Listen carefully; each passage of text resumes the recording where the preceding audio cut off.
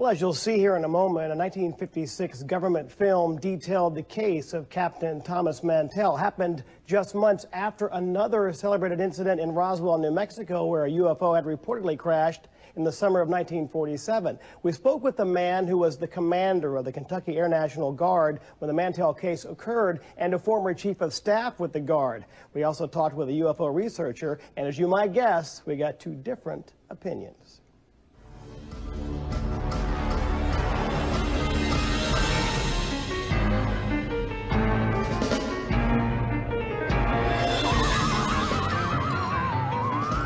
It is a classic to this day. Francis Ridge, who's with the National Investigations Committee on Aerial Phenomenon, is talking about the case of Kentucky Air National Guard pilot Captain Thomas Mantell. And he decided to go after this object, which was, according to his description, large and metallic, tremendous in size. Mantell, a World War II ace, was chasing a UFO on the afternoon of January 7, 1948, when he crashed his plane and died.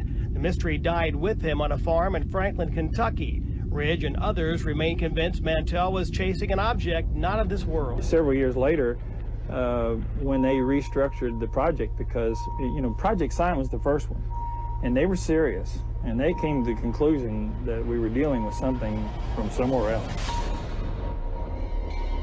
Project Sign later became Project Blue Book. Because Mantell was a well-respected pilot, it gave the UFO story credibility, and the military was concerned. If you look in the Blue Book archives, if you look at the Blue Book records, which is the Air Force records, it shook a lot of military people up. The man who was the commander of the Kentucky Air National Guard at the time of the incident is retired two-star General Philip Artery, now 93 years old and living in Louisville. He remembers the Mantell case.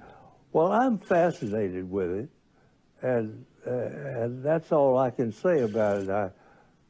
I find it a very, very interesting part of my experience. Artery believes Mantell was confused and didn't realize he'd reached an altitude with no oxygen. He also believes Mantell wasn't chasing a UFO at all. Well, I think that there are times when we can imagine things that really are not there. Retired Brigadier General Edward Tanini joined the Kentucky Air National Guard in 1969, eventually became Chief of Staff in Kentucky, and finished his career at the Pentagon. People that flew P-51s, it was universally accepted that this was not a UFO, but in fact was a balloon. He says officers like Mantell did not know of a highly classified secret program involving balloons, which is why Mantell thought he was chasing a UFO, and why it was difficult for the military to explain the skyhook balloon theory away. And as a result, even if it were a balloon that was a part of a Navy secret project, nobody was going to come out and say that's what it was because it was classified. The military's position remains firm.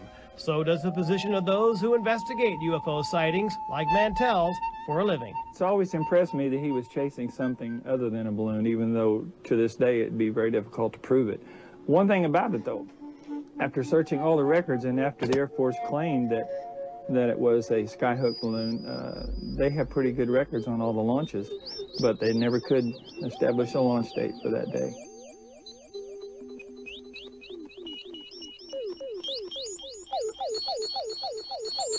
And the mystery continues. Two quick footnotes. We've heard references to Mantell's plane being in a P-51 and an F-51 Mustang.